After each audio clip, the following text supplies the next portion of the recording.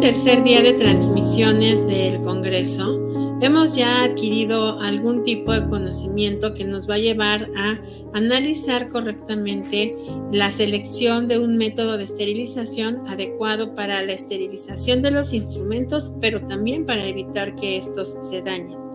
El vapor ha sido por excelencia desde hace muchas décadas, desde hace muchos siglos, el método de esterilización universal utilizado para los instrumentos que pueden tener resistencia a la humedad y a la temperatura.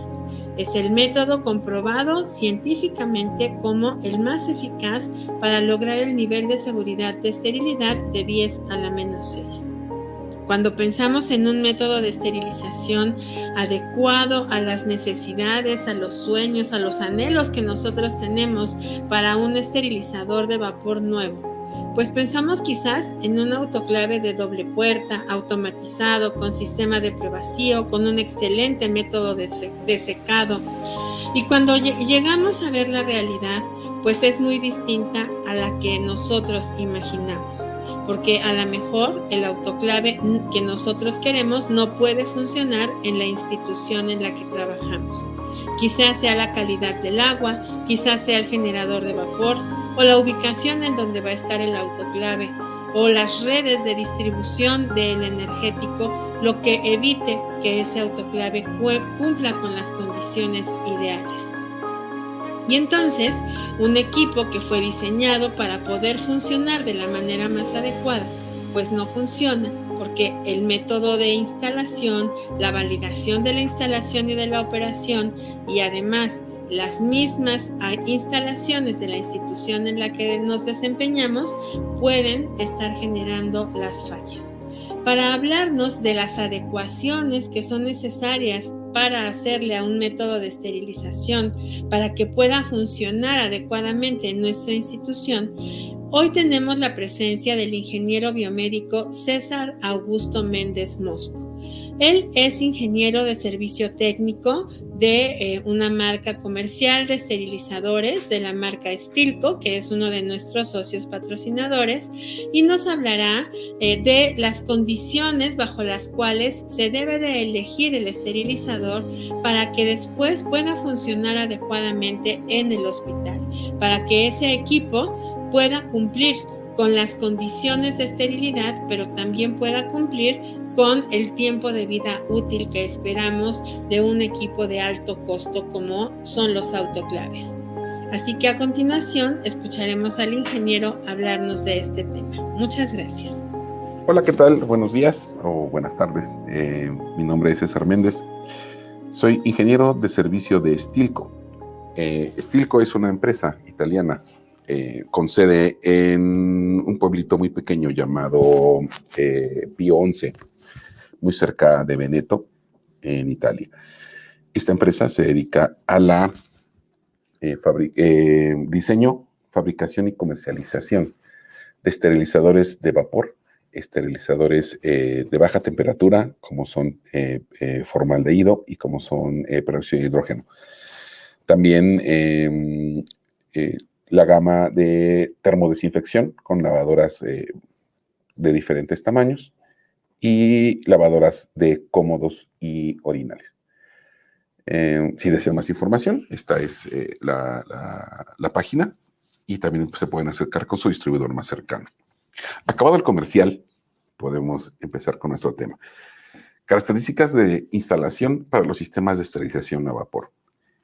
Este es un tema muy interesante y muy importante si en tu hospital o en tu organización están pensando en adquirir un esterilizador nuevo o de uso. En México también se acostumbra ese tipo de equipos. ¿Qué normativa nos rige? La norma oficial mexicana número 16 de la Secretaría de Salud de 2012 establece las características mínimas de la infraestructura y equipamiento en los hospitales y consultorios de atención médica especializada. Si bien es una normativa que está muy escueta, es muy superficial conforme a la SEIE, porque no nos indica ni cantidad de equipamiento, ni tipo de equipamiento, ni tampoco nos dice el área específica en metros cuadrados que debemos de tener. Sí te marca la pauta básica, que es por lo menos tener un esterilizador de vapor. Siempre debe de haber en la selle un esterilizador de vapor, una autoclave, para poderlo considerar una selle. Y también enmarca los insumos que el hospital tiene que proveerle a la selle. Más que insumos, todo lo que conlleva para que este equipo funcione. Llámese agua, llámese vapor, llámese electricidad. Todo eso sí viene dentro de la normativa. Entonces, si piensas que la norma te va a ayudar a comprar el equipo, no. Lo que hace es que te dice lo que debes de tener tu hospital o tu unidad para que tú puedas tener una selle. Ajá. Entonces, échale un ojito. Vale la pena darle la vuelta para ver qué es lo que nos pide. No habla tanto de la selle, pero sí habla de las demás áreas del hospital, ¿no? que se van en su conjunto con la selle. Bien, vamos a ver los tipos de autoclaves. Autoclaves hay de dos tipos, las gravitatorias y las de prevacío.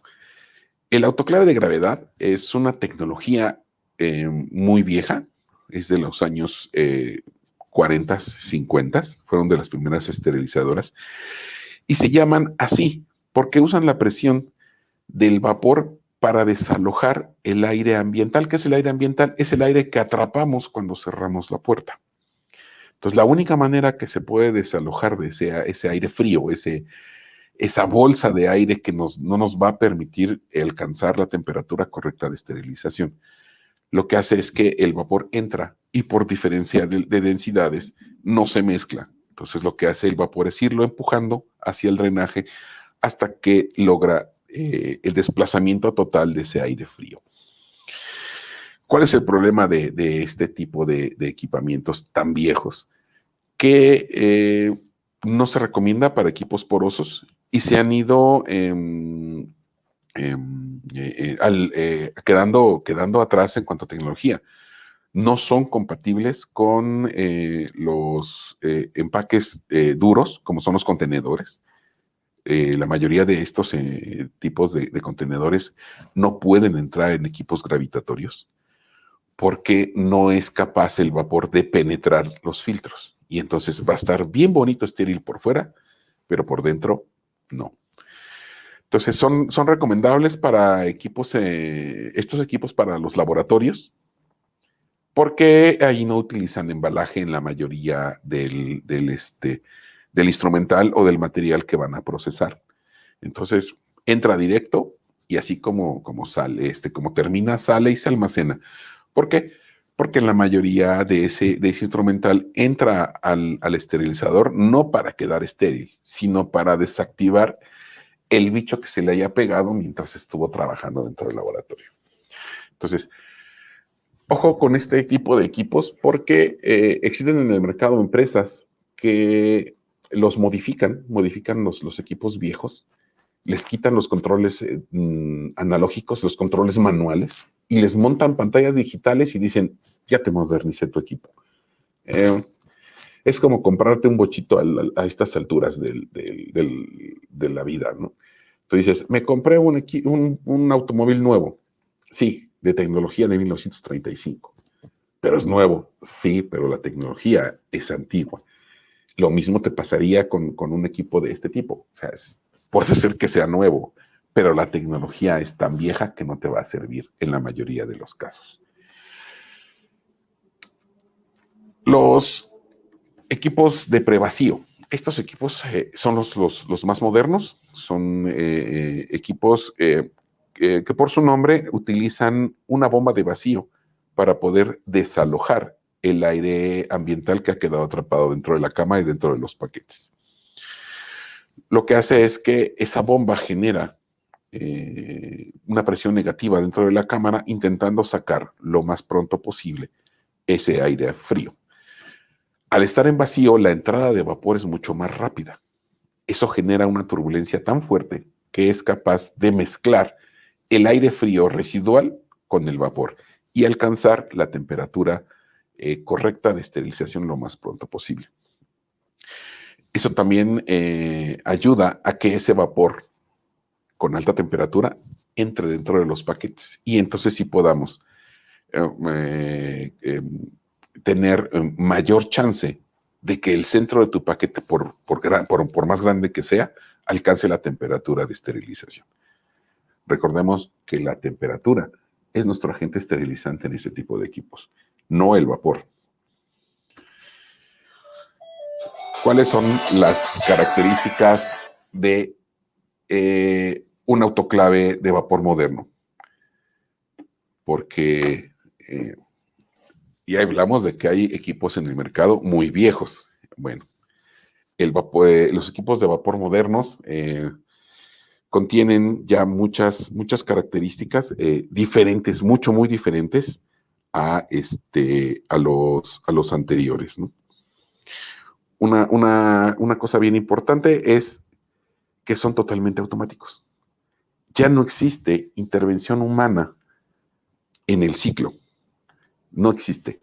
Si tú intentas interactuar con el equipo en el instante en el que está corriendo el ciclo, este equipo va a abortar el ciclo. Está libre de intervención humana. Ya no es como antes que encendías tu equipo, tú ibas cambiando las fases conforme iba pasando el tiempo y que ya se te hacía tarde para entregar tu turno y dices, bueno, un par de minutos no pasa nada. No, un par de minutos pasa mucho. Entonces, estos equipos están libres totalmente de la intervención humana. Nadie puede intervenir durante el proceso del ciclo. Otra cosa bien importante, son controlados todos los parámetros a través de un PLC, que es un sistema industrial de control automatizado y vigilado a través de un microprocesador. Y este está monitorizando todos y cada uno de los parámetros de nuestro proceso de esterilización. Cada una de las etapas del proceso se convierte en un desafío para la máquina. Si no cumple los estándares y las metas que se le asignaron a esa etapa, que es decir, llegar al vacío profundo determinado y luego llegar a una presión positiva con vapor saturado y no tener presencia de humedad excesiva en la cámara y además alcanzar la temperatura, no pasa a la siguiente etapa si no ha vencido ese desafío, cosa que no pasa en otro tipo de esterilizadores. Otra cosa muy importante, el software no puede ser modificado por el usuario. Los parámetros y características de cada ciclo están predefinidos desde fábrica y no pueden ser modificados. En algunos casos, en algunos equipos de algunas marcas, pueden variar. Si tú compras un equipo para laboratorio, que si compras un equipo para hospital. Un equipo laboratorio, sí puedes modificar algunos ciclos, porque en ocasiones en un laboratorio no te interesa matar todas las cepas, entonces puedes hacer ciclos que realmente no esterilicen todo, sino que maten solamente alguna flora bacteriana específica y no toda todo lo que está en la caja o la Petri, o requieres ciclos de alta temperatura y largo tiempo para destruir incluso el material que estás metiendo, ¿no? Porque puede ser peligroso. Otra característica de los equipos modernos es que las pantallas son digitales y deben de estar ofreciendo al usuario en tiempo real todos los parámetros y todos los tiempos que lleva el proceso en su totalidad.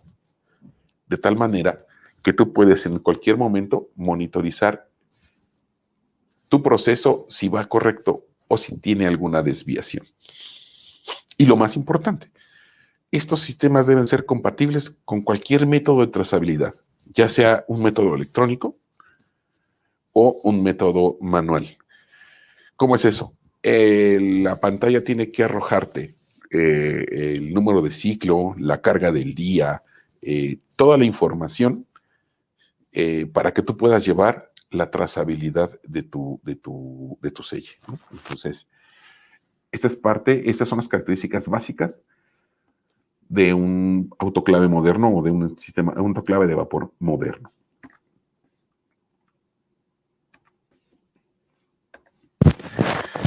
¿Cuáles son los requerimientos del área donde se instalará el autoclave?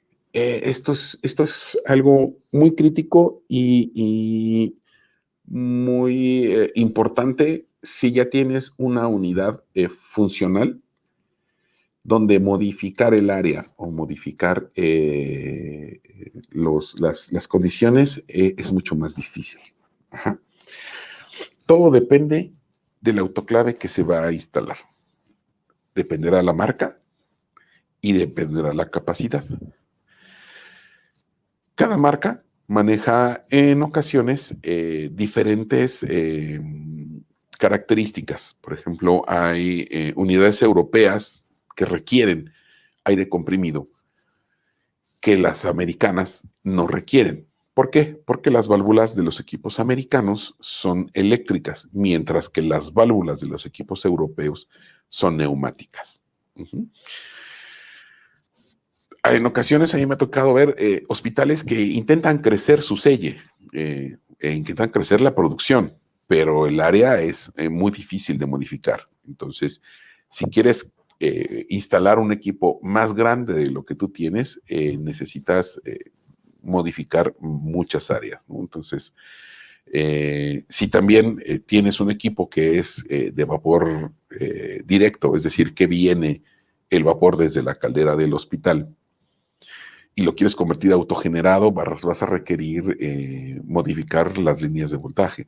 O al revés, si tenías un equipo autogenerado y ahora quieres un equipo de vapor directo, hay que tender líneas de vapor desde la caldera del hospital hasta el área nueva, ¿no?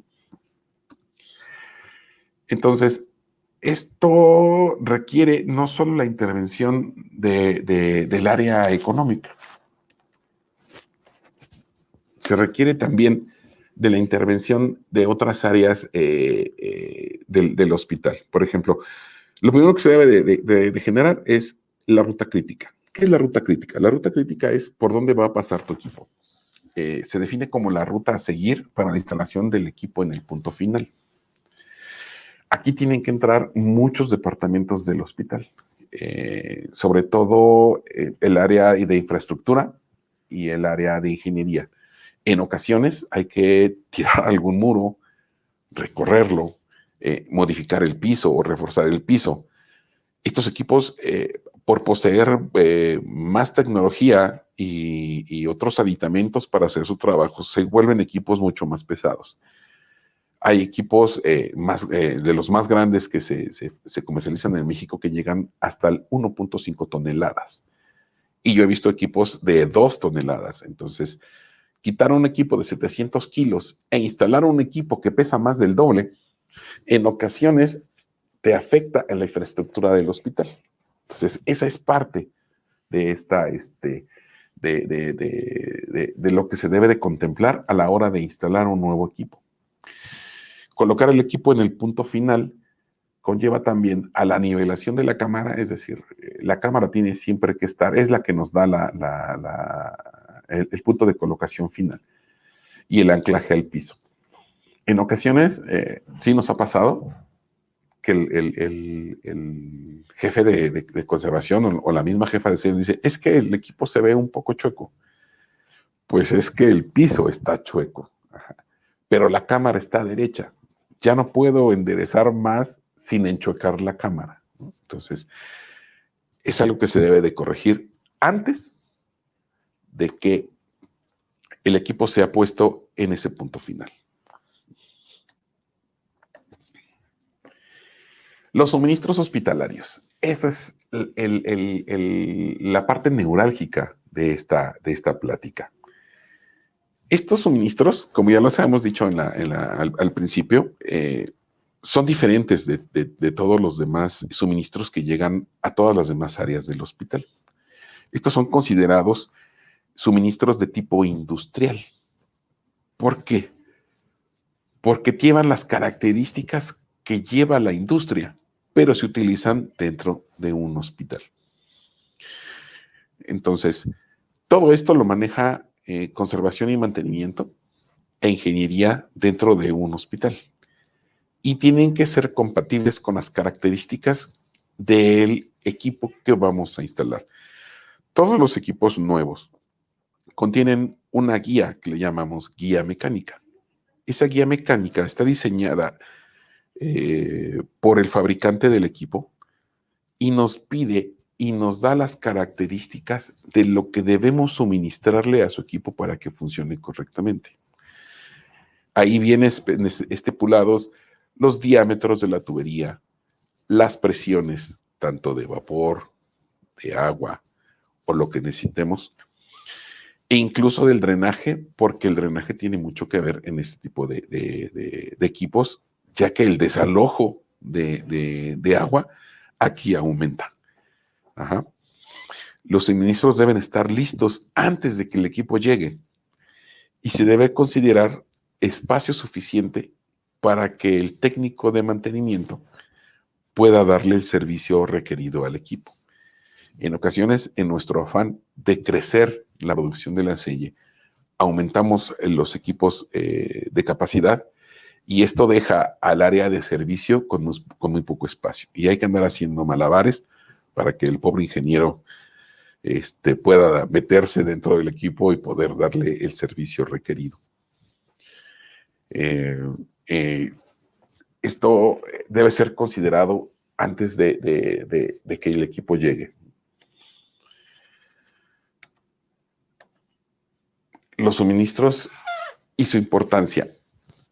Si queremos que nuestro equipo funcione de la manera adecuada, si queremos que nuestro equipo llegue a alcanzar el nivel de producción que requerimos, es necesario que los suministros que le vamos a proporcionar al equipo sean los adecuados y con la calidad requerida.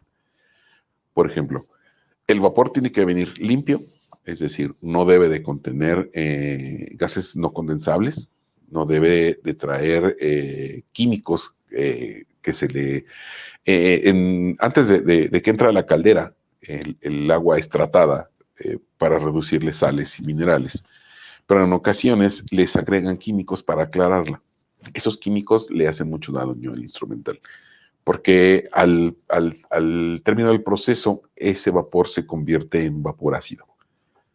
Entonces, hay que tener mucho cuidado con la producción de vapor. El vapor tiene que venir saturado al 99% de humedad, es decir, tiene que venir húmedo. Pero, ojo, no húmedo quiere decir que traiga agua. Tiene que ser húmedo. ¿Por qué tiene que ser húmedo? Ya lo habíamos comentado antes. El agente esterilizante en nuestros equipos de vapor es el calor, no es el vapor. El vapor es el medio por el cual alcanzaremos la temperatura adecuada. Ajá. Entonces, si el vapor no viene saturado al 99% de humedad, la transición de calor del vapor hacia tu paquete va a ser muy baja. Quien hace la transición de energía calórica de entre uno y otro es la humedad, es el agua. Pero esa tiene que venir en modo de rocío. Si lo metes tal cual como si fuera agua hirviendo, esta agua no va a transferir el calor, lo conserva. Ese es parte de la física del agua. Es todo un tema que se investiga en la química en la universidad. La física del agua es impresionante, por eso es algo vital en la vida.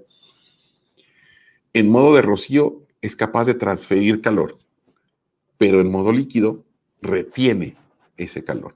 Ajá. Nuestro planeta funciona porque el agua líquida que está en los mares sirve como un termorregulador. Durante el día absorbe el calor excesivo y durante la noche libera ese calor para que el planeta se mantenga siempre a la misma temperatura. Ajá. Debe de venir ese vapor con una presión constante sin tener grandes variaciones. Un vapor que tiene variaciones es una línea que contiene demasiados condensados, demasiados volúmenes de agua. Entonces, es como en la línea de la venoclisis, cuando baja la burbujita, pon que es al revés, en lugar de bajar una burbuja, todo el líquido es aire y la burbuja es agua. El aire tendría que empujar esa burbuja. Eso mismo pasa dentro de la línea de vapor. Cuando tienes un bolo de agua, la presión del vapor que viene detrás empuja ese montón de agua a través del tubo y hace que la presión que está después de ese tapón de agua baje. Entonces te genera diferenciales de presión. Y en los autoclaves modernos eso es detectable por sus sensores y te va a alarmar y cancelar el ciclo. Entonces, y es de suma importancia que todos los suministros estén de manera correcta. Si el equipo es autogenerado, este generador va a requerir agua osmótica. El agua osmótica está libre de sales, pero no en su totalidad. Si nosotros le quitamos la sal, todas las sales al agua y la volvemos agua muy pura, el agua se torna ácida y entonces nos va a ocasionar mayores problemas. Entonces, sí es agua osmótica, sí estará filtrada. Y recuerden que para el instrumental y para el acero inoxidable, el calcio es realmente veneno para la cubierta del pasivado del acero inoxidable. Lo va a ir levantando, lo va a ir picando hasta que lo logre vencer y entonces tu pieza se empezará a picar y se echará a perder. Y lo peor de todo, contaminará las que estén al lado. Entonces, el agua que se ocupa para generar vapor debe ser un agua de alta calidad, no solo potable, sino de alta calidad, libre de calcio y libre de sílice. La energía eléctrica que ocupan estos equipos cambia con respecto a equipos de antaño, ¿no? Mientras un equipo viejo puede ser conectado a la luz del tomacorriente normal de 127 volts, porque solamente está alimentando una pantalla que está monitorizando los sensores digitales, sin intervenir en el proceso, no requiere de grandes modificaciones al área. Sin embargo, un esterilizador moderno con procesos de prevacío, por tener una bomba que te ayuda a generar ese vacío, por tener un PLC de control de tipo industrial, por el hecho de tener un microprocesador mucho mayor y estable, requiere en algunos casos instalaciones eléctricas dedicadas para evitar las variaciones de voltaje. Y ya en su mayoría todos son bifásicos o trifásicos, es decir, 2 líneas de 220 volts o 3 líneas de 220 volts. Y en algunos casos, cuando son autogenerados, alcanzan hasta los 480 volts. O sea, lo tocas y te da risa, mucha risa. El agua que se ocupa para generar el vacío debe ser de calidad potable, de presión constante y libre de sales. No requiere agua osmótica. El problema de las ósmosis es que no son eficientes. Entonces, producir agua osmótica hace que de cada litro que consume la ósmosis, solo el 35 al 40% es utilizada. El 60% se rechaza. Entonces, el desperdicio de agua es mucho mayor. Entonces, no es necesario conectar la bomba de vacío al agua osmótica. Con que le des agua meramente potable, será suficiente para que la bomba funcione. Uh-huh. Para los equipos que requieren de aire comprimido, conectarlo al aire hospitalario, en ocasiones se hace un exceso. Producir aire nivel de grado médico cuesta mucho trabajo y cuesta mucho dinero. Y desperdiciarlo en un equipo de tipo industrial para mí se me hace un desperdicio. Muchos de los equipos europeos que ya que requieren aire comprimido para su óptimo funcionamiento, vienen ya con su propio compresor. Pero siempre es bueno, por seguridad, tener una conexión hospitalaria al aire hospitalario para que en el momento en el que el compresor llegase a fallar, podamos mantener la máquina operativa sin tenerla que sacar de servicio y que genere los problemas que tener una máquina fuera de servicio nos genera dentro de la serie. El drenaje, ya lo habíamos visto, el drenaje en estos equipos, al utilizar una bomba para el vacío, aumenta el consumo de agua. Esa agua tiene que salir a través del drenaje y el drenaje debe de ser capaz de desalojar toda ese volumen de agua nuevo sin afectar otras áreas. Sí ha pasado que el drenaje del equipo viejo pasaba y tomaba, también descargaba ahí el lavabo y había una coladera y pasaba por un baño, etcétera, ¿no? Entonces, le conectas la bomba, aumenta la presión dentro del drenaje y generas fuentes danzarinas a lo largo de todo el drenaje, ¿no? Por eso es que se pide, en la manera de lo posible, que el drenaje sea dedicado, es decir, exclusivamente para el esterilizador. Esa agua que el esterilizador desaloja puede ser reaprovechada. Hay hospitales donde tienen una cisterna de captación de agua pluvial que utilizan para los baños y utilizan para el riego. Esa agua es tratada ahí mismo dentro del hospital, se clora y se puede reutilizar para otros casos. Muchos de los hospitales, para reducir el impacto ecológico de un equipo de prevacío, hacen eso, desvían el drenaje hacia hacia esa cisterna y reaprovechan toda el agua que se va a tirar durante el proceso de esterilización. ¿Cuánta agua se tira? Ay, esa es una muy buena pregunta.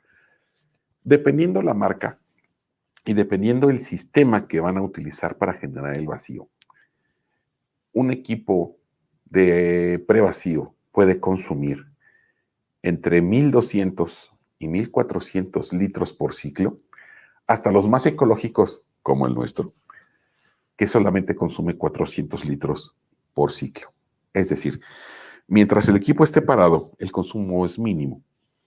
O sea, si el equipo está en stand-by esperando iniciar su ciclo, el consumo es mínimo, se ocuparán 3, 4 litros. Durante el proceso completo, podemos alcanzar hasta 400 litros. Otras marcas llegan hasta los 1,200 y 1,500 litros. Entonces, eso también es algo de lo que se tiene que considerar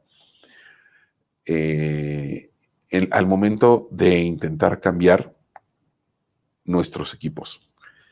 Si no tenemos la suficiente capacidad para darle agua o darle los otros insumos, habrá que modificar antes de comprar o antes de hacer cualquier otra cosa, porque también sucede que ya tienen el equipo nuevo, que ya sacaron el equipo viejo, que la sella está trabajando al 20% de su capacidad y ahí descubren que hay que hacer grandes modificaciones para meter el equipo nuevo.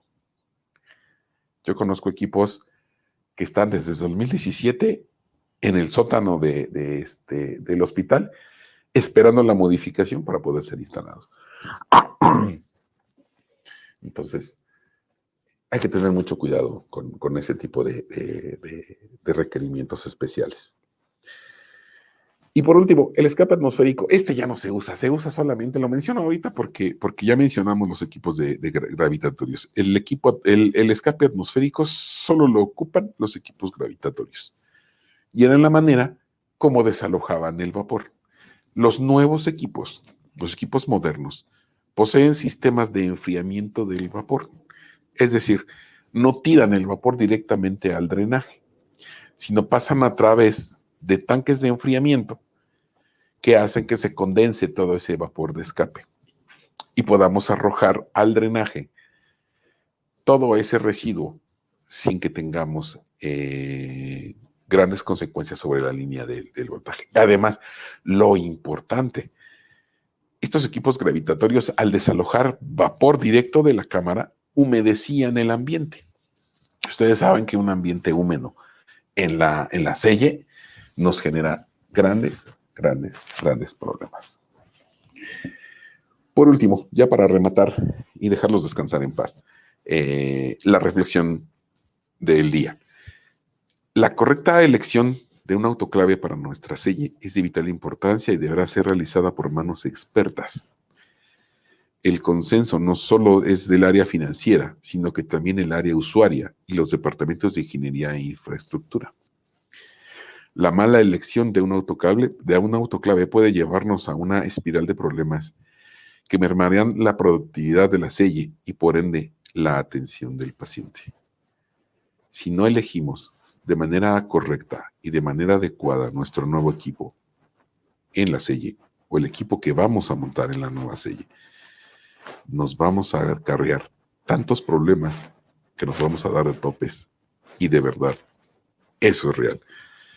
Tiene que sentarse a la mesa todas las áreas involucradas, financieras, el área de usuaria, que en este caso sería enfermería, ingeniería, porque no solo es pedir, sino ver si podemos darle lo necesario para que el equipo funcione. Como dijo Hipócrates, lo primero es no hacer daño. Eso es todo, muchísimas gracias. Bueno, pues espero que después de haber escuchado esta interesante conferencia, podamos darnos cuenta que cuando nosotros queremos utilizar tecnología nueva, tecnología moderna, tecnología eficiente, es necesario que nuestra visión vaya más allá de simplemente comprar un esterilizador.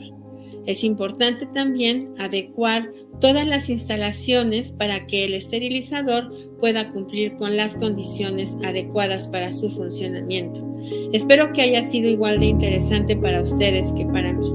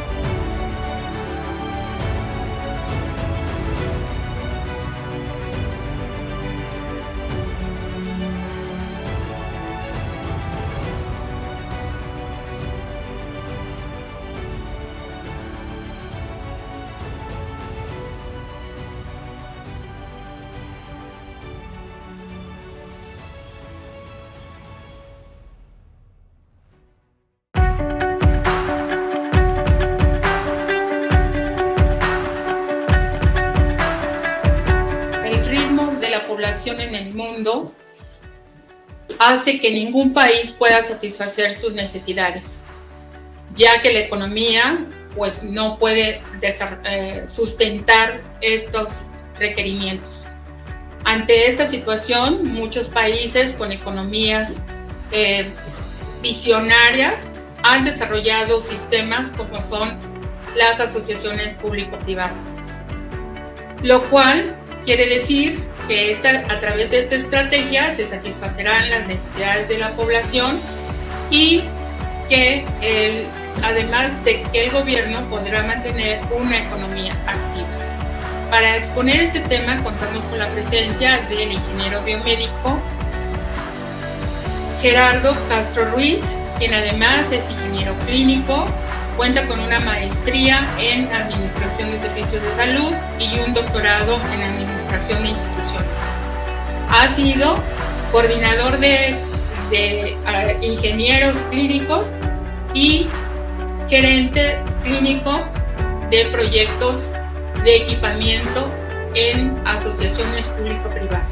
Para este tema, pues lo dejo con ustedes, que será muy, muy interesante y actual sobre todo. Muy buenas noches. Es un gusto estar aquí en este momento con ustedes y vamos a hablar en relación a los proyectos por asociación público-privada. Asociación público-privada como una realidad para el mejoramiento del sistema de salud. Este tipo de proyectos sobre asociación público-privada son proyectos que fueron diseñados y estructurados con la única finalidad de proveer a nuestro sistema de salud de esa infraestructura que traemos perdida y que se ha venido renovando de manera tan accidentada en los últimos 40 años. Eso es lo que ha generado esta necesidad. Sin embargo, este tipo de proyectos no han sido bien recibidos debido a las grandes dudas que se han generado en cuanto a la forma en que se han venido administrando y la forma tan irregular en las cuales se han venido otorgando. Sin embargo, el proyecto es un buen proyecto, es un proyecto que se puede estructurar de una manera más eficiente y más eficaz, pero que desgraciadamente la mayoría de las ocasiones ha faltado mucha planeación por parte de nuestras autoridades. Quiero comentarles de manera muy puntual y muy sencilla en qué consiste este tipo de proyectos, cuáles son las principales características que están alrededor de este tipo de proyectos. Y yo creo que algo muy importante es entender los beneficios que nos puede brindar el hacer este tipo de inversiones, este tipo de alcances nuevos en lo que es la infraestructura y el equipamiento. Vámonos a ir de manera muy lenta. Todos sabemos perfectamente bien que el sector hospitalario presenta una gran necesidad permanente de diferentes tipos de recursos. Pueden ser recursos humanos, pueden ser recursos materiales y fundamentalmente recursos financieros.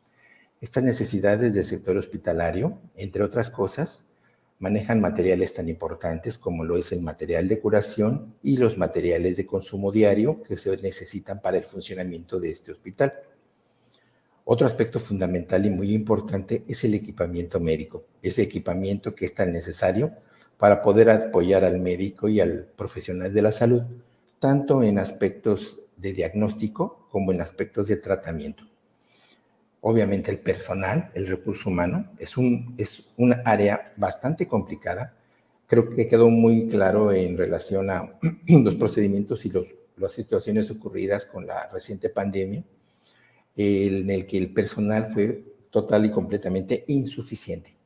El personal que hay hoy en día es personal que desgraciadamente tiene pocas oportunidades para desarrollarse profesionalmente porque las áreas de trabajo son muy limitadas, pero la cantidad de material requerido, la cantidad de material humano requerido sigue siendo bastante grande.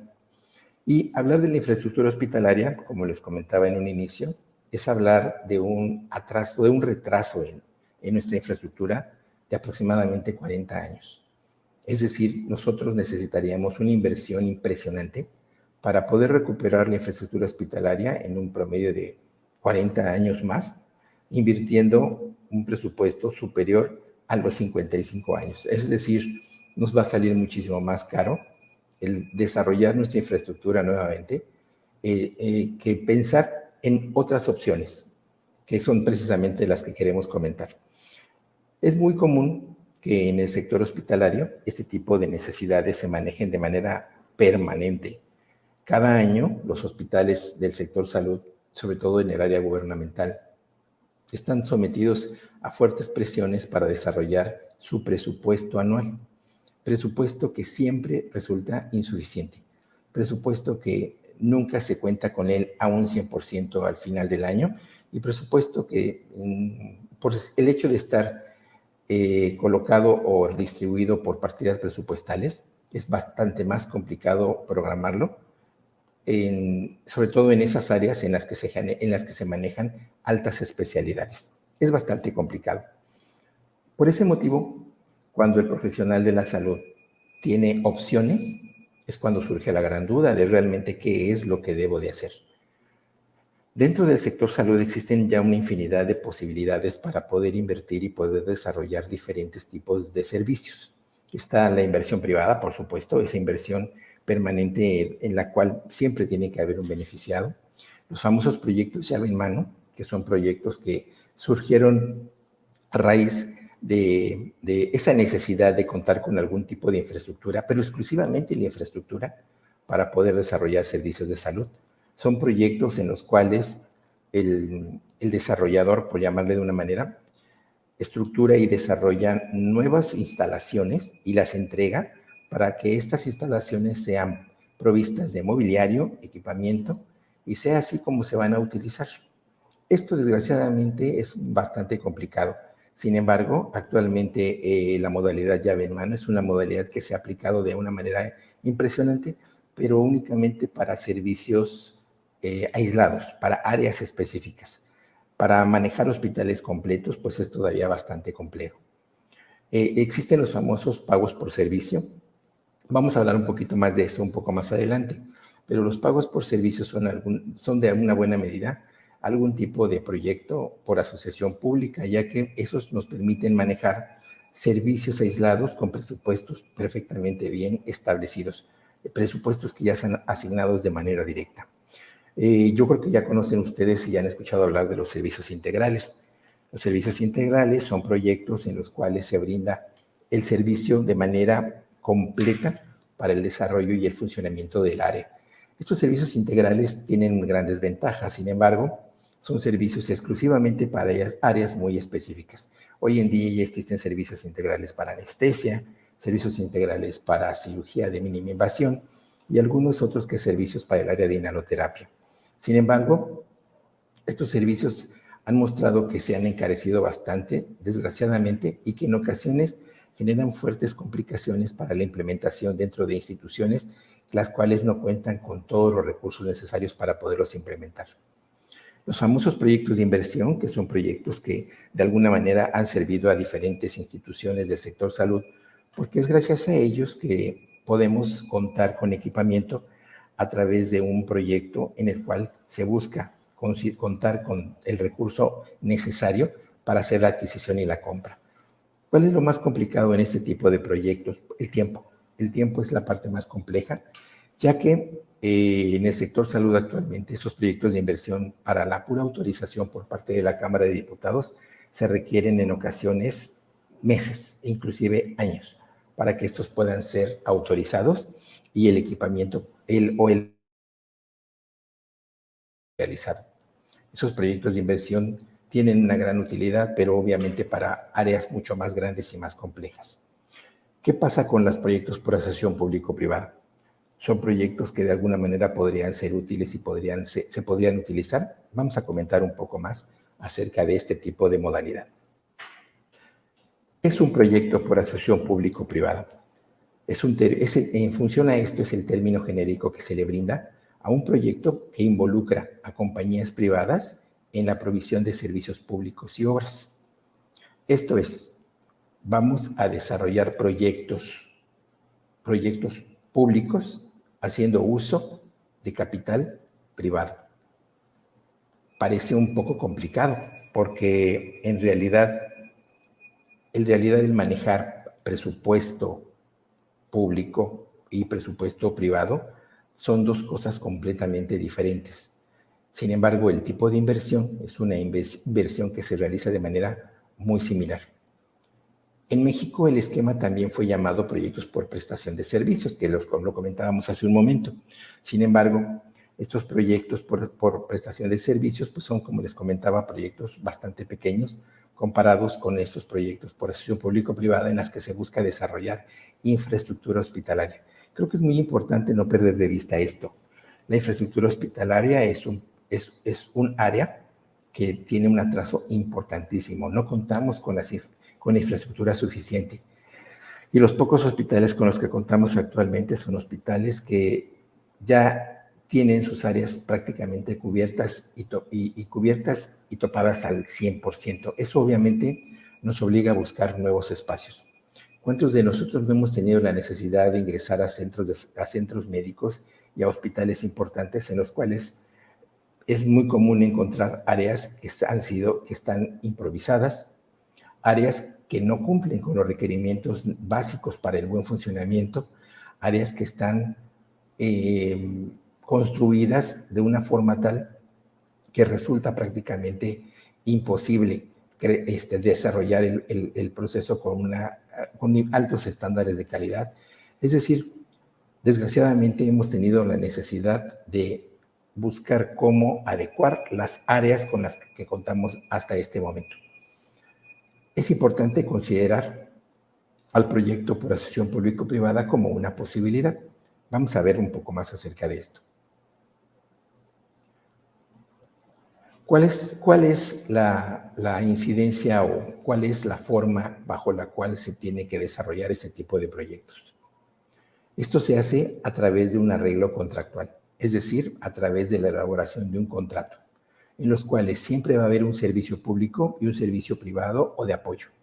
El servicio público siempre lo va a conformar la dependencia o la institución o la entidad de la que estemos hablando, mientras que el servicio de apoyo o el servicio de atención lo tiene que conformar forzosamente un inversionista o un grupo de inversionistas que van a estructurar al proveedor que se va a hacer cargo del trabajo.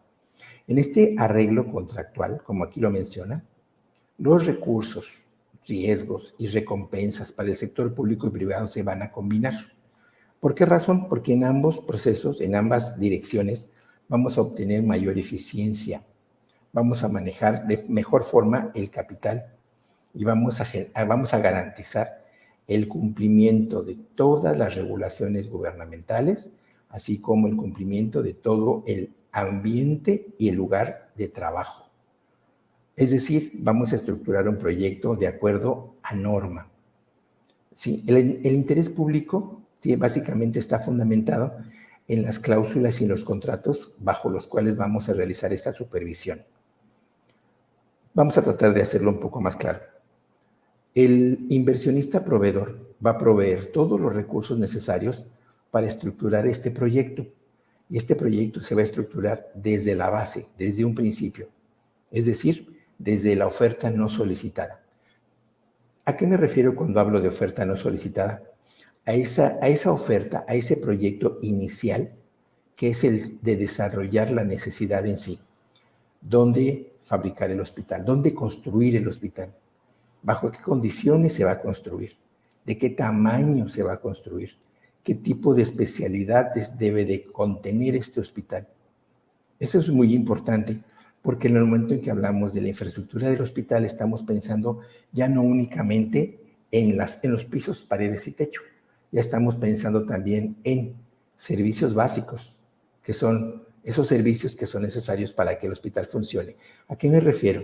Agua, luz, energía eléctrica, aire acondicionado, gases medicinales, todo eso que se requiere y que es muy importante para el correcto funcionamiento del hospital, así como de todas las áreas que van a estar dentro de él.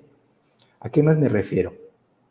A que cuente con todas las instalaciones necesarias para dar cabida a todos los servicios y a todas las áreas que deben de estar inmersas en ese hospital y que puedan brindar los servicios de acuerdo a norma y de acuerdo a las características para las cuales fueron diseñadas, incluyendo temas de certificación. Ese tipo de hospitales tienen forzosamente que contar con el mobiliario adecuado, tienen que contar con el equipamiento necesario con el mínimo equipamiento necesario para su funcionamiento y con el espacio suficiente para dar cabida a todo el personal, a todos los responsables y profesionales de la salud que van a estar trabajando ahí. Además, es importante el espacio y el tamaño, porque es en función a esto en los que vamos nosotros a considerar los tipos de servicios y la capacidad del propio hospital. Y hay un factor muy importante que muchas veces lo perdemos de vista al momento de hacer este tipo de diseños, que es la accesibilidad. Esa accesibilidad que es tan importante hoy en día, porque este tipo de hospitales necesitan forzosamente una vía para tener acceso a él. Vías de comunicación, ¿sí? Sistemas de transporte, carreteras, calles y algo muy importante, señalización. La señalización que necesitamos para llegar al hospital, la señalización que necesitamos para ingresar al hospital y la señalización que necesitamos para poder movernos dentro del hospital de forma segura. Eso es muy importante y es importante considerarlo también dentro de este tipo de proyectos. Y desgraciadamente, en ocasiones olvidamos completamente este tipo de parámetros por estar inmersos en pisos, paredes y techo y dinero. Eso desgraciadamente no lo es todo. Necesitamos forzosamente pensar y desarrollar proyectos mejor pensados. Por eso es importante que la dependencia o entidad se apoye con el inversionista o proveedor, porque el inversionista o proveedor lo que está buscando es obtener el mejor resultado y el proyecto más adecuado por la inversión de su dinero. ¿Sí? Eso es un aspecto muy importante. Muy bien. Hacer un poco de historia en relación a lo que son los proyectos por asociación público-privada. Hoy en día, la asociación público-privada se está desarrollando en el país. Sin embargo, ya tiene una historia bastante adelantada en relación a este tipo de proyectos a nivel mundial. En 1992, en el Reino Unido, se desarrollaron los primeros esquemas de inversión, en los cuales fueron asociados fundamentalmente los sectores público y privados del sector de comunicaciones y transporte. Este desarrollo de estos proyectos se desarrollaron durante el mandato de la señora Margaret Thatcher. La señora Margaret Thatcher es considerada la creadora y desarrolladora de los proyectos por asociación público-privados. Actualmente se desarrollan con gran éxito y se continúan desarrollando con gran éxito en el Reino Unido. Es en el 2002 cuando inician en México estos proyectos con la participación de ambos sectores, es decir, tanto la iniciativa privada como la iniciativa pública, pero estos se realizan directamente en sectores de comunicaciones y transportes. Y es en el 2005 cuando concretamos el primer proyecto por asociación público-privada del sector salud. En el 2007, en el Reino Unido, ya operaban poco más de 700 proyectos por asociación público-privada y ellos implicaban un valor aproximado de 60,000 millones de dólares. Es en este mismo año cuando ya se pueden contabilizar 25 países que ya adoptaron esta modalidad, 25 países que ya confían en este tipo de proyectos y que están desarrollando actualmente esta nueva modalidad de crecimiento. En el 2013, en México, en el país, concretamos por fin 32 proyectos por asociación público-privadas. Sin embargo, estos proyectos son en su mayoría aplicados a la Secretaría de Comunicaciones y Transportes, carreteras, casetas y caminos, mediante los cuales pretendemos comunicar a todo el país. Hoy, yo creo que ustedes están familiarizados con este tipo de proyectos en las carreteras, en los cuales lo que se hace es se brinda la concesión de dicha carretera a un particular, a una constructora privada. Y esta constructora no únicamente se hace cargo del mantenimiento, sino también de las casetas.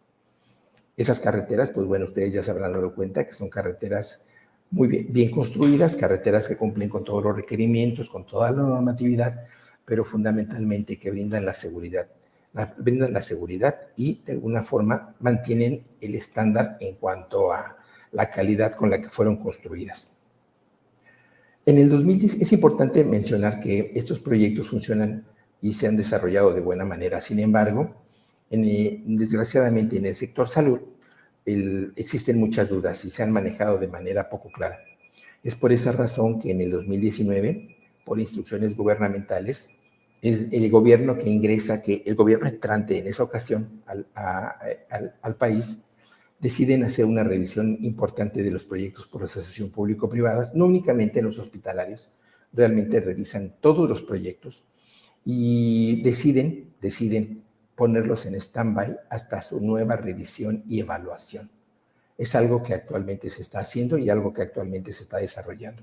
Esto quedó muy claro, sobre todo cuando tuvimos la suerte de caer en el proceso de pandemia y obviamente automáticamente el sector salud. Caray, ahora soy yo, perdón, Fabiola. Ya. Continúo aquí, ¿verdad, Fabiola? 2019. En el 2019 tenemos un ingreso de un nuevo gobierno y lo primero que hacen es hacer una revisión detallada de los proyectos por asociación público-privada. Estos proyectos son revisados y, desgraciadamente, por la falta de claridad en cuanto a su desarrollo y en cuanto a su gestión, se decide ponerlos en stand-by hasta que se realice una nueva revisión y una nueva evaluación de dichos proyectos. Vamos a revisar el sistema de salud en México. El sistema de salud en México no es un sistema sencillo ni es un sistema que esté funcionando al 100% y que desgraciadamente cuenta con varias instituciones las cuales no están estructurados de la mejor manera. El sistema de salud en México actualmente cuenta con un promedio de 4.356 hospitales hasta este censo, de los cuales es prácticamente el triple de hospitales privados. Sin embargo, si se dan ustedes cuenta, el número de camas, desgraciadamente, no está triplicada en este momento. Actualmente los hospitales, nosotros tenemos acceso al sector privado exclusivamente a través de o bien aseguradoras privadas o bien de aquella población que tiene la capacidad de pagar. Es decir, capacidad para poder hacer un pago y poderse atender en este tipo de hospitales. Son proveedores privados. ¿Qué es lo que ocurre con el sector público? El sector público lo tenemos dividido en dos grandes grupos, que es la Seguridad Social y la Secretaría de Salud y Servicios de Salud, en donde podemos tener inmerso a hospitales y a instituciones como el ISSSTE y el sector salud. Si ustedes recuerdan, básicamente estamos conformados por esos tres grandes grupos. ¿Cómo manejamos los fondos de esos tres grandes grupos? Pues lo hacemos a través de un fondo gubernamental o a través de un fondo que se dedica a pagar el empleador a través de sus cuotas, o bien los trabajadores pueden hacer pago de sus propios servicios y de esa manera tener acceso al sector salud público, sí, su famosa seguridad social. Mientras tanto que la Secretaría de Salud, así como el ISSSTE, están divididas tanto en el gobierno federal como en presupuesto del gobierno federal, como en presupuesto del gobierno estatal. Si ustedes observan a los proveedores que tenemos actualmente, prácticamente son todos. Estamos contando con el IMSS, el ISSSTE, Petróleos Mexicanos y los hospitales que han sido desarrollados por el Ejército, tanto por la Marina como por la Secretaría de la Defensa Nacional. El sector salud actualmente cuenta con sus propios hospitales, incluyendo de manera importante los hospitales de alta especialidad conformados por ese grupo tan importante como son los institutos, Instituto de Cardiología, Instituto de Cancerología, Instituto de la Nutrición, en fin. Todos ellos para atender a este importante grupo de usuarios que son los trabajadores del sector formal, las familias de dichos trabajadores, el personal jubilado y todas aquellas personas que no cuentan con la seguridad social, es decir, personas que están autoempleadas o que bien trabajan en el sector informal. ¿De acuerdo? Muy bien. ¿Cómo está dividida o cuál es la situación de México en este momento en relación a la infraestructura y al equipamiento y las instalaciones con las que contamos? Tenemos una pequeña evaluación realizada en el 2018, en las cuales podemos ver la situación actual en México en relación contra los estándares internacionales que provee tanto la OMS como la OCDE. Si podemos observar, tenemos un volumen muy bajo de camas en relación a los estándares internacionales, prácticamente la mitad. El número de quirófanos también maneja volúmenes sumamente bajos, así como equipamiento como las resonancias magnéticas o bien el equipo de tomografía. Es importante mencionar que números muy similares están relacionados con la parte, con el equipamiento que se utiliza actualmente en el área de oncología. Bombas de cobalto, aceleradores lineales y tomógrafos por emisión de positrones. Desgraciadamente son en equipos que hacen ya bastante falta y se requieren en buena cantidad en prácticamente todo el país, y actualmente tenemos números muy bajos de este tipo de tecnología. En cuanto al rubro económico, pues podemos ver las posiciones que tiene nuestro país en cuanto a la economía global, en cuanto a las exportaciones, en cuanto al mercado de productos de la salud, obviamente bastante bajos. Y si consideramos finalmente la población que tenemos en México acceso a estos servicios, pues nos damos cuenta que el volumen de personas que cuentan con seguridad social o en este momento con el seguro popular, que actualmente están enfocadas hacia el INSABI, pues siguen siendo porcentajes sumamente bajos. Desgraciadamente, eso obviamente nos genera mayores dificultades con las que ya contábamos. ¿Qué es lo que ocurre con los proyectos por asociación público-privada? Si ustedes observan, aquí tenemos nuevamente la relación que habíamos visto en un inicio, el contrato por asociación público-privada entre una dependencia o entidad y un inversionista proveedor. Si ustedes observan cuidadosamente, podemos ver que el inversionista proveedor puede manejar su inversión a través de un fideicomiso, y es para él, para quien corren todos los riesgos en cuanto a diseño, construcción, tecnología, desempeño, operación y valor residual de la totalidad del proyecto. El inversionista proveedor se ayuda y se apoya con asesores externos, tanto técnicos, financieros y legales, para poder desarrollar todo el abanico de requerimientos para poder implementar el proyecto.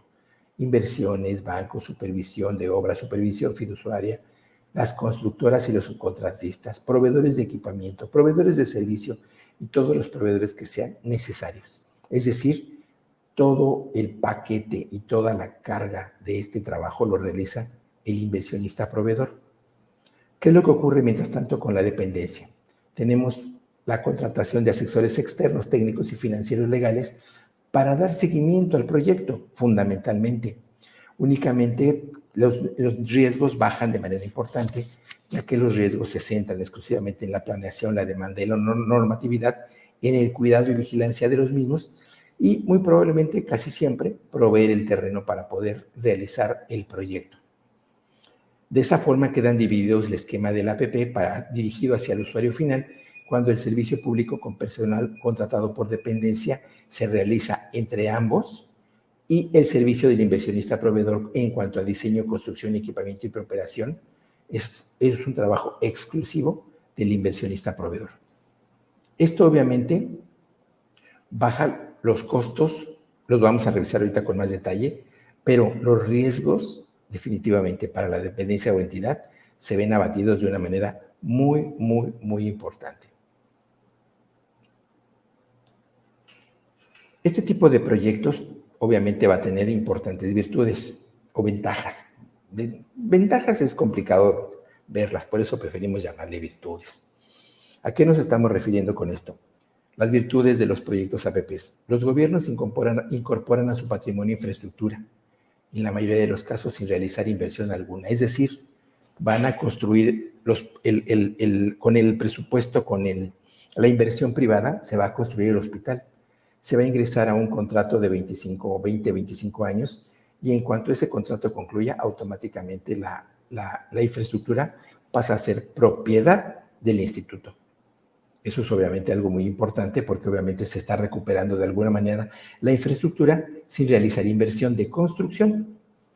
El pago de la contraprestación de los servicios se asigna al presupuesto de gasto corriente de la dependencia o entidad, no estando sujeto a partidas presupuestales especiales. Es decir, para poder pagar este tipo de servicio, el instituto o el Estado puede hacer uso de su presupuesto de gasto corriente. No necesita tener el dinero junto, lo puede ir distribuyendo en función a sus requerimientos. La iniciativa privada se mantiene activa generando una gran derrama económica, es decir, generamos empleos. La dependencia o entidad contratante se dedica a prestar el servicio público objeto de su creación, delegando al inversionista proveedor servicios complementarios prestados por expertos.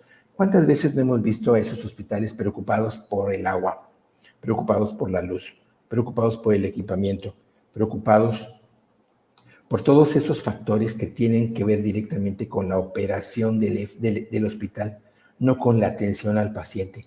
Con este tipo de proyectos, el prestador de servicios puede dedicarse exclusivamente a brindar los servicios para el que fue contratado, para atender al paciente. Y esa es una ventaja enorme. Al ceder toda la responsabilidad y riesgos el inversionista proveedor, se optimizan procesos del proyecto, acortando la puesta en marcha. Eso es un aspecto importante que lo vamos a ver ahorita, cómo es que se manejan los tiempos en relación al presupuesto asignado. Finalmente, la calidad de los servicios de apoyo que presta el inversionista proveedor, entre ellos el importante mantenimiento del inmueble, está ligada a reportes mensuales de desempeño. Recuerdan que habíamos comentado que este tipo de proyectos, la dependencia o entidad, o por llamarlo así, el cliente, se encarga de contratar a un grupo de especialistas para supervisar los proyectos por asociación público-privada, para supervisar al proveedor inversionista. Este proveedor inversionista está obligado a cumplir con ciertas normas y con ciertos estándares de calidad. Cuando esto no ocurre, a través de la supervisión interna que se tiene en el hospital, el inversionista puede hacerse acreedor a sanciones por no cumplir. Esas sanciones son de tipo monetario y estas sanciones obviamente hacen que los costos aún bajen más. Obviamente el proveedor inversionista va a hacer un máximo esfuerzo por cumplir con esos estándares de calidad de forma permanente para no verse perjudicado por sanciones económicas. Entre otras cosas, estos son los más importantes ventajas que tiene las virtudes de los proyectos APP. Sin embargo, no podemos dejar de mencionar que pueden existir, tampoco le llamemos desventajas, llamémosle áreas de oportunidad, por una razón muy sencilla. Vamos a verlas. Por tratarse de un esquema de pagos a largo plazo, se tiene la idea de que el monto final a pagar es muy alto, desalentando la gestión de nuevos proyectos. Muchas veces dicen, bueno, voy a pagar a 25 años este hospital con tarifas verdaderamente altas.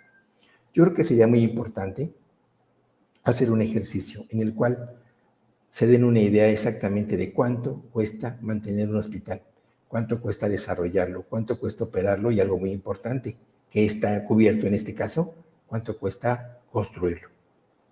Yo creo que eso sería la forma más fácil de convencerse y convencernos de que el proyecto por gestión público-privada es una muy buena opción para poder desarrollar nueva infraestructura en México. Dada la poca información y difusión que existe, no es debidamente aprovechada por los gobiernos. De hecho, muchos gobiernos siguen pensando que es un proyecto y un proceso que no tiene futuro, que es un proyecto que no brinda las mejoras requeridas. El grave problema es que hemos caído en los problemas típicamente ya conocidos de corrupción. Si esto lograra eliminarse, obviamente podría verse realmente cuál es la verdadera valía de este tipo de proyectos.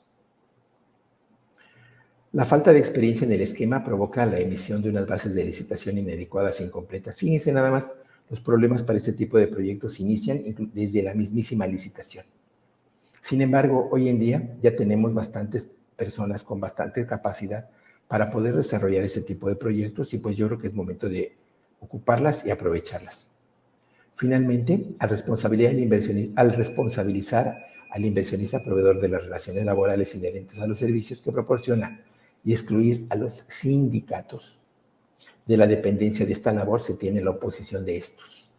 Obviamente, en cuanto el inversionista coloca a su personal para poder desarrollar las actividades para las cuales fueron creadas todas las instalaciones y todo el equipamiento, y excluimos a los sindicatos, automáticamente tenemos un rechazo importante por parte de este grupo y por supuesto que son proyectos que es difícil su progreso. Desgraciadamente también tenemos la necesidad de contar con ese tipo de dificultades cada vez que invertimos en este tipo de proyectos. Una pequeña tabla muy sencilla relativa a los comparativos en cuanto al tipo de contrato y cómo está relacionada con la obra pública y los servicios que brindan. En función del tipo de contrato, los contratos que se generan son de vigencia anual o bianual o a largo plazo.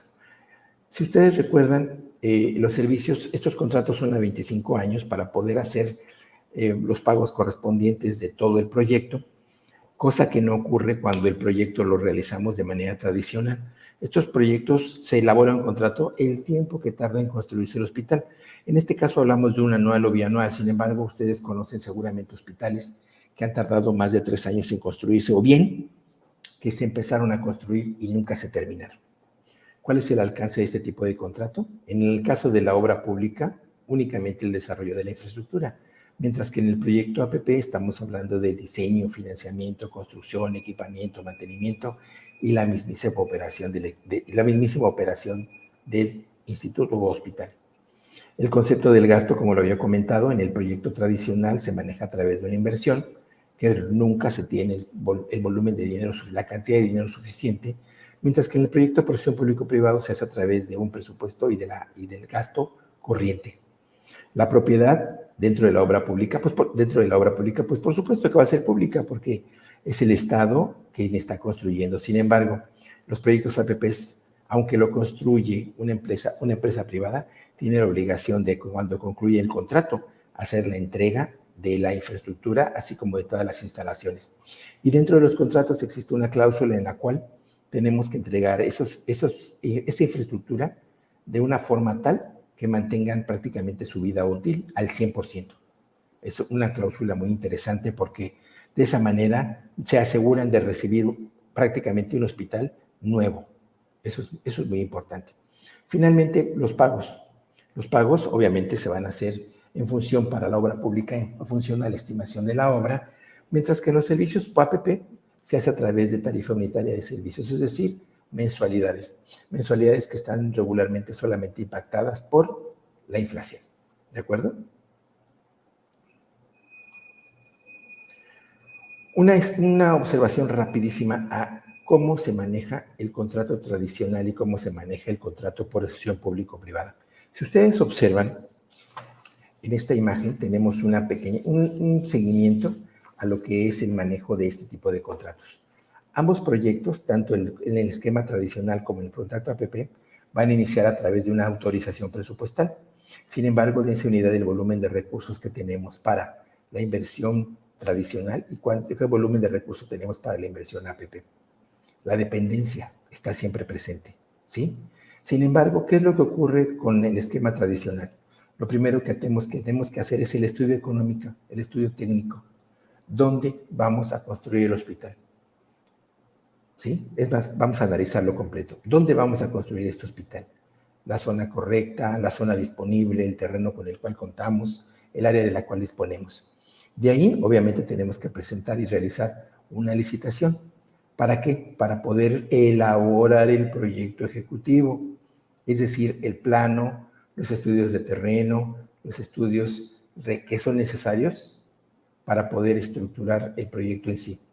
Una vez que fue concretado y asignado y se empieza a hacer el trabajo, ahora tenemos que hacer una segunda licitación para poder estructurar la obra y para poderle dar procedimiento al contrato de obra y empezar a construir. Una vez que terminamos de construir, elaboramos una nueva licitación para conseguir el equipamiento y el equipamiento y el mobiliario de todas nuestras instalaciones. ¿De acuerdo? Finalmente, ya que tenemos obviamente todo esto, ya que contamos con el equipamiento, ya es entonces cuando vamos a buscar la manera de hacer la instalación, ya cuando vamos a buscar la manera de entregar la obra. ¿Qué es lo que pasa con el presupuesto? Pueden observar ustedes cómo en cada procedimiento, este procedimiento el presupuesto se ve incrementado. ¿Qué pasa con el tiempo? El tiempo se ve alargado de una manera impresionante antes de que inicien mis operaciones. Finalmente, ¿qué es lo que ocurre cuando inician mis operaciones en este hospital? Automáticamente, díganme ustedes quiénes van a empezar a cuidar sus instalaciones, quiénes van a empezar a asegurarse de que los servicios sean los correctos, quiénes van a empezar a asegurarse de que no falte nada para que este hospital funcione. Desgraciadamente, lo más seguro es que cuando este hospital quede listo y empiece a trabajar, va a empezar a tener decadencia de servicio. Van a empezar a faltar manos, van a empezar a faltar recursos y va a empezar a faltar todo eso que necesitamos para que el hospital funcione. Vamos a analizar rápidamente qué pasa con el contrato APP. De igual forma, inicia con la autorización del presupuesto y con una licitación. Pero esta licitación lo que va a licitar es el total del proyecto, el contrato, el proyecto APP de manera completa. De tal forma que una vez que hacemos esa licitación y ya podemos comenzar a trabajar, lo hacemos a través de, primerito, elaborar los estudios técnicos. Traemos especialistas que elaboran todo el trabajo necesario. Después realizamos el proyecto ejecutivo, contando con el programa médico arquitectónico, con la guía de dotación y todo lo que involucra al crecimiento y desarrollo de este proyecto. Por fin comenzamos con la obra y muchas veces conforme la obra va avanzando, vamos equipando, ¿sí? Una vez que tenemos ya todo equipado, podemos hacer los ajustes necesarios para que quede la unidad funcional de mejor manera y empezamos con la preoperación. Empezamos la preoperación, realizamos el inicio de operación y automáticamente, ¿qué es lo que va a pasar con el servicio?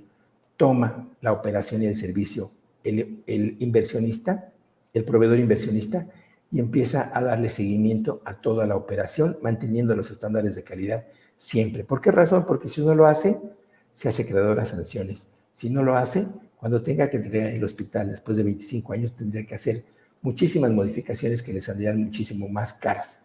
Porque si no lo hace, va a tener un servicio con el que siempre va a estar en desacuerdo la parte operativa. Eso obviamente me va a garantizar que mi entrega de obra, mi inicio de obra y el desarrollo siempre se manejen con eficiencia en el servicio. Y por si no fuera suficiente, existe la posibilidad de que se realice el proyecto médico arquitectónico, se realice el estudio presupuestal y el estudio de mercado para poder hacer el proyecto, y si eso lo realiza un tercero, la propia empresa lo paga, y obviamente estos costos de licitación son descontados del costo que está invirtiendo el proveedor, la dependencia de gobierno. Eso obviamente genera todavía un mayor ahorro. ¿De acuerdo? Como pueden ver, pues bueno, son dos manejas diferentes completamente, son dos formas diferentes en cuanto al manejo del presupuesto. En cuanto al gerenciamiento de dicho proyecto, es bastante simple. Lo repito de manera más sencilla. Firma del contrato, la planeación de la obra, el proyecto ejecutivo, de alguna forma siempre interconectados. Esto es algo que garantiza que las cosas se van a hacer como se deben y que se va a colocar el equipamiento y la infraestructura necesaria para el área que se está programando. La construcción de la mano con el equipamiento para no tener problemas ni con instalaciones, ni con servicios, ni con algo tan sencillo como la superficie en el área. Y finalmente, una vez que el hospital está terminado, el control de calidad, incluyendo un control de calidad presupuestal para el mantenimiento de la preoperación y del inicio de operaciones.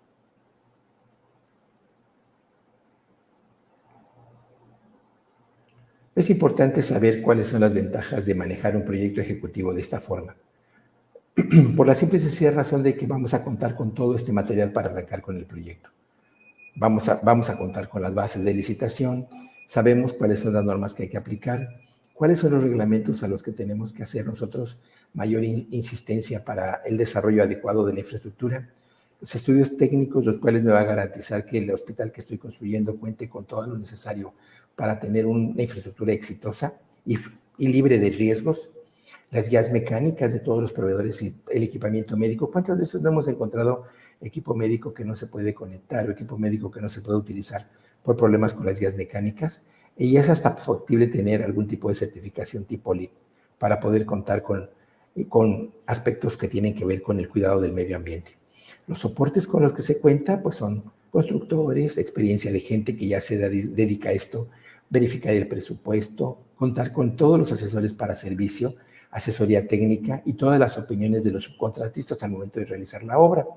Y cuando este proyecto ejecutivo termina, ¿con qué quedamos? ¿Con qué se queda el hospital? Planos, memorias, catálogos, especificaciones, guías mecánicas, boletines y maquetas. Todo ese material que cuántos no lo hemos deseado tener en esos proyectos que actualmente se encuentran funcionando y con los cuales no contamos. ¿Qué es lo que pasa con un proyecto ejecutivo en cuanto al periodo de construcción? Pues todos los trámites están hechos. Gestores, autoridades, dependencias, todo está listo. ¿Qué pasa con las áreas de apoyo?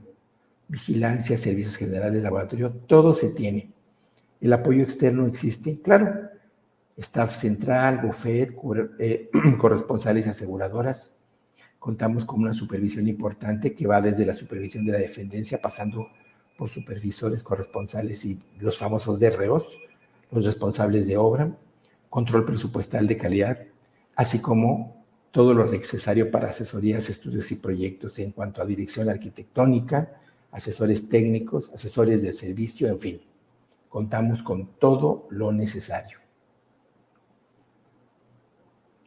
Finalmente, ¿qué pasa con el equipamiento y con el mobiliario, por supuesto, dentro del proyecto ejecutivo? Pues bueno, contamos con el equipamiento, ya vamos a tener todos los trámites necesarios, todos, gestores, autoridades, dependencias. Las áreas de apoyo van a estar perfectamente bien encontradas de acuerdo y definidas. Vamos a contar con el apoyo técnico en el cual vamos a tener el staff central, bufetes, aseguradoras y corresponsales, así como procedimientos de supervisión, procedimientos de control, asesoría y estudios de proyectos.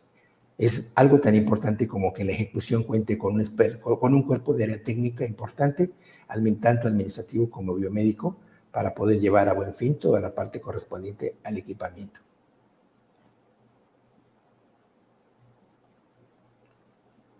Finalmente, ¿qué pasa con el proceso de preoperación y la puesta en marcha del área? Todos los preparativos están listos, tanto por parte del inversionista como por todo lo que realiza tanto la iniciativa privada como la entidad.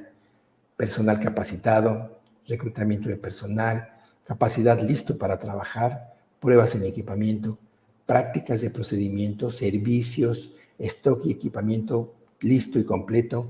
No va a faltar ningún insumo y podemos realizar cualquier tipo de simulacro sin ningún problema. En cuanto a trámites y procesos, pues prácticamente todos los trámites concluidos y los procesos van a incluir manuales de operación, implementación de procedimientos, diseño e implementación de los procedimientos internos y obviamente todo lo relativo a reportes mensuales de desempeño y conciliación de la dependencia. ¿Para qué? Para asegurar los procesos y procedimientos de calidad. Bueno, si ustedes se dan cuenta, existen de todo, gran cantidad de ventajas, gran cantidad de desventajas. Sin embargo, este tipo de proyectos realmente funciona. Yo quiero presentarles 2 proyectos en los cuales tuve el gusto de participar y que a la fecha están funcionando y funcionan bastante bien. Yo los invito inclusive a que los conozcan. Son proyectos en los cuales nosotros hemos ya implementado este tipo de procesos pensando en proyectos APPs. El Hospital Regional de Alta Especialidad de Ciudad Victoria actualmente funciona con esta inversión, con un contrato con este monto. Pareciera mucho dinero, sin embargo, hagan la cuenta, es a 25 años. Y es un hospital de alta especialidad que está equipado al 100% y actualmente es operado por un equipo de profesionistas, los cuales le brindan las mejores condiciones para poder realizar los procesos siempre con importantes niveles de calidad. Finalmente, los invito a conocer el ICEMIN del Hospital Regional de Tlalnepantla. Exactamente el mismo proceso, la misma configuración, el APP, y es uno de los hospitales más importantes en el Estado de México. Ustedes actualmente también de igual forma lo pueden visitar. Pueden ustedes hacer sus evaluaciones de forma presencial, conózcanlo y dense cuenta de todas las bondades que se pueden generar cuando un proyecto de estos se lleva a buen término y se realiza bajo los estándares de calidad y bajo las condiciones ideales para llevar a buen término este tipo de proyectos. ¿De acuerdo? Muy bien. 2 hospitales importantes. Muy bien. Pues creo que por mi parte es todo. Quedo a sus órdenes por cualquier duda, pregunta y lo que requieran consultar, con muchísimo gusto. Y solo me resta agradecerles su atención y esta pequeña reflexión. El camino al éxito se encuentra siempre en construcción. Muchísimas gracias, les agradezco mucho y quedo de ustedes. Muy buenas noches. Después de haber escuchado esta interesante exposición sobre este tema tan actual, a nombre de la Asociación Mexicana y Colegio Mexicano de Profesionales en la Esterilización, doy a ustedes las gracias por su asistencia, así como al ingeniero por